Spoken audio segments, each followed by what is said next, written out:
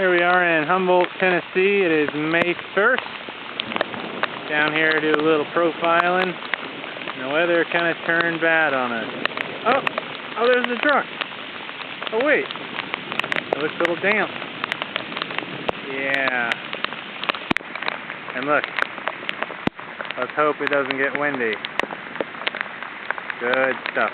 Let's have a closer look over here. A little bit. They're running water. Just a little.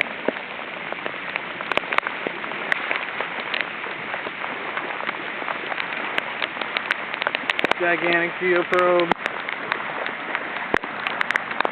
Truck. A little water around it. Up to the wheels about. Still running now. Yeah, a little water here. That I don't know if it'll drain away once this dump stops, but as you can see, it's a little deep.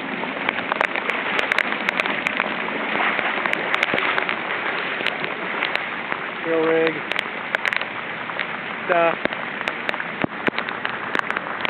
Home sweet home.